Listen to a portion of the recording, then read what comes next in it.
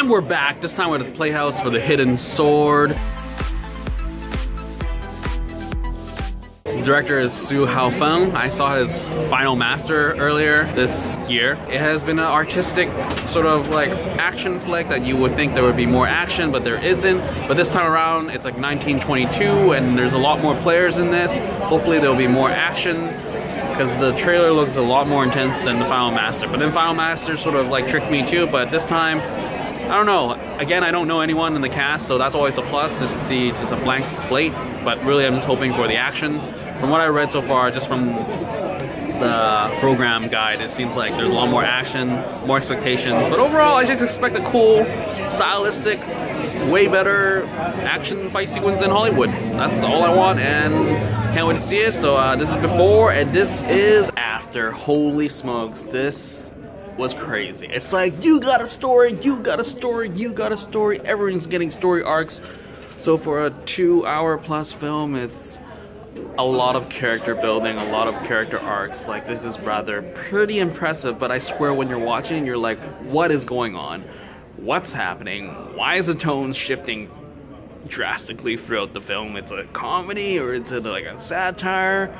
What's going on? It's like all of a sudden everyone's laughing and then the guy's dead, and it's like super serious. Like, I don't know what's going on. And that's the biggest thing, is like with this film, for it being so long, it's like just changing the atmosphere and vibe and tone, and it might lose some people, but I think like when credits roll, you're like, holy smokes, there was so much character in that.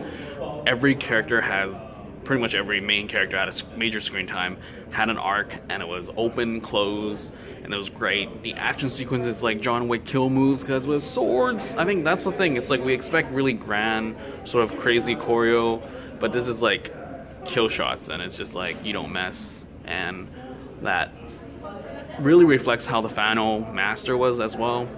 Whereas the whole story just feels like it's gonna go somewhere, but you don't know where it's gonna go, and then at the end you have this crazy fight, and this time it ends with a crazy fight as well. I mean, granted, it's different. It's definitely different from like what you expect, because I think everyone expects huge set pieces. The choreo's gonna be like top notch, back to back, crazy, nail biting. But this is swift kills, and it's just like, don't mess. Let's get this on. And I really did enjoy that. And I think it's a hard sell in a sense, because it's very different from what we have in terms of entertainment nowadays, because a lot of characters are just introduced and their arcs aren't closed and you don't really get to know them and they're not fleshed out. But here it's like literally they're so fleshed out that you're like, why are we still talking about this woman?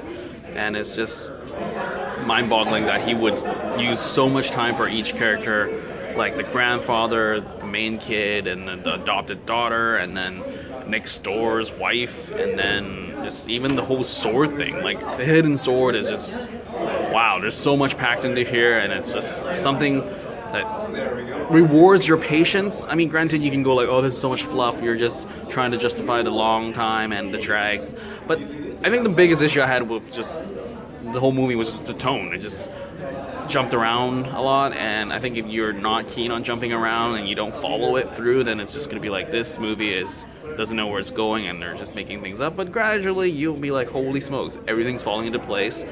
And I think that's the biggest like reward for this film, is that when things falls into place and you're like, holy smokes, clicks here, clicks there, it's grand. Like, seriously, I could not wait for this director to film a huge ass action blockbuster where it's straight up action. Don't give me any stories, just action. I don't think he's gonna do that because he writes his own stuff and it's based off his own novels.